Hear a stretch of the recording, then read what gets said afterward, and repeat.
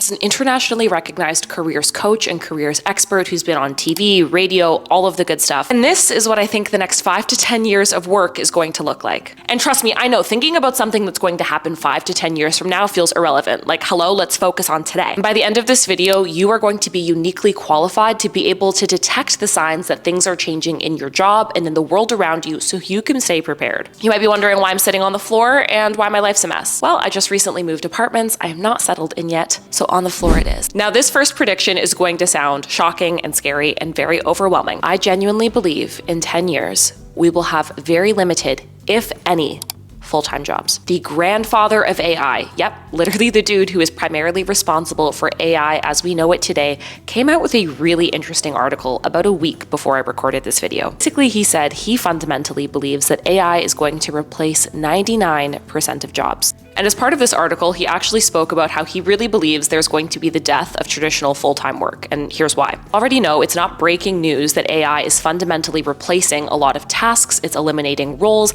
and we know at some point in the future it's going to create new positions. But what's interesting when we think about AI is how much of the jobs it's going to be replacing. Use a really common example. I think of someone who's a recruiter, because I have done that before. Not far-fetched to see a world where AI manages finding candidates, booking the interviews, conducting the interviews, setting up the offers, doing everything end to end with human review coming at the very end just to validate if there's any errors. And actually, there's a lot of companies who are already using AI so much in their interview process. I don't think it's ethical, but it's already happening. As we know, some jobs are already most likely going to be completely eliminated, especially those more administratively heavy positions.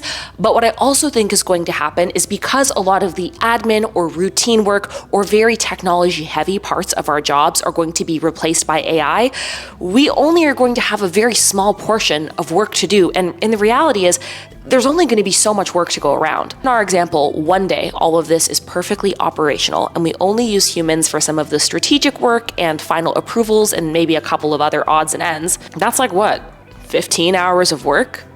Maybe? Right now, these big companies are ride or die for we want 5 days a week in the office. We want you working 40 hours a week. My prediction, 5 to 10 years from now, I think a little bit closer to 5 than we think, these companies, the exact same ones who are dying for you to work standard hours, are going to turn many jobs into part-time jobs so they can save money and they can leverage AI. A full-time job where there is enough work for one person to do for 40 hours a week, I think is going to become a novelty, a rarity, something that we don't always see. And I also predict they're not going to pay us full-time salaries for part-time work. So what does this mean? So what I actually think is going to happen is as we see the transition from full-time work into part-time work, the new norm is going to be people having multiple part-time jobs where they do a fragment or a section of the job they're currently doing or their dream job.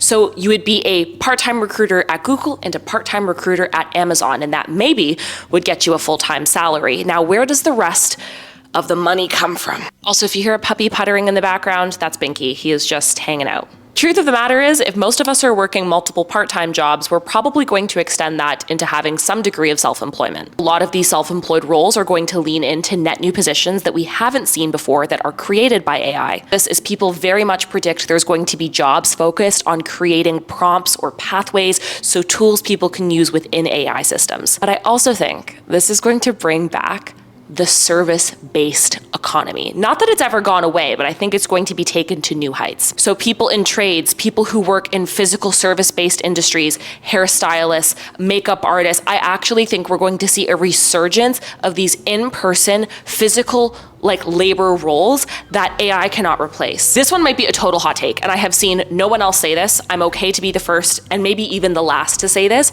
The world is going to be so robotic and so tied to technology, I wouldn't be shocked if there were businesses that did very well 10 years from now that were like servicing friendship and servicing human connection. Maybe you like rent friends for the weekend. And I know that sounds crazy, but I actually think that's going to be a real industry, or even like paying memberships to have people to hang out with. I wouldn't be shocked. I'm just putting that out there. Another prediction is that Binky's gonna be cute and he's gonna live forever. What do you have to say about that? Okay. In a hypothetical world where we're working these kind of gigs, we're working part-time versions of what would have been our full-time jobs, what is very interesting to me is how education is going to play a role in this, or like not play a role at all. We are already starting to see a shift in our relationship to education, because 10 years ago, if you went back to school and you got your master's, your MBA, your PhD, you were guaranteed a high-paying, sexy job with a really good title. But in today's labor market, that is 100% no longer the case. If you go back to school to get a master's, you are not at all guaranteed to get a good job by the time you're done. In essence, the job market is so bad that more education doesn't necessarily get you that much more opportunity, such that going back to school is worth it for most industries. The other reality is education and educational institutions are really big, right? We forget that academic institutions are businesses and they are big and they move slowly.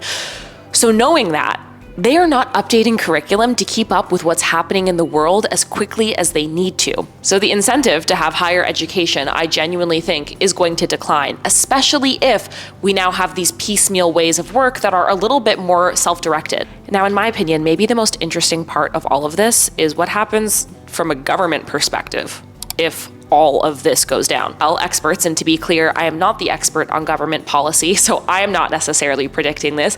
They're saying they believe the government is going to have to provide some means of financial assistance.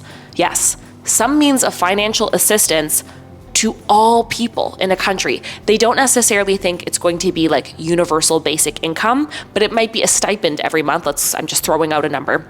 Might be $1,000 every month to every person in the country who no longer has access to the work they would have 5 years ago. Gapping to say what? What do you need to do today to be ready 5 years from now? And I know you're like, girl, I gotta figure out what I'm having for dinner, let alone 5 years from now. But the time passes quickly.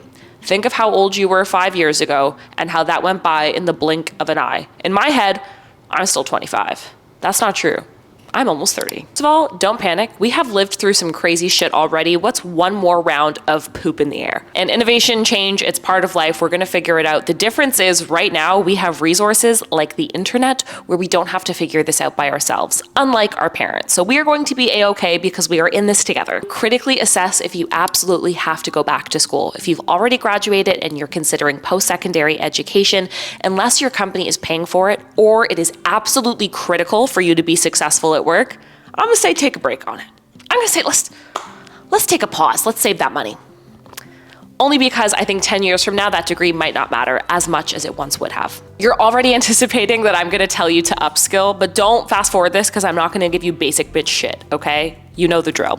There are two skills that are going to be absolutely necessary so that you don't get left behind in the shitstorm to come. It's gonna be about people and it's gonna be about technology. The one thing AI can't do, human interaction, emotional intelligence, building trust, building connection, the ability to have really great discretion.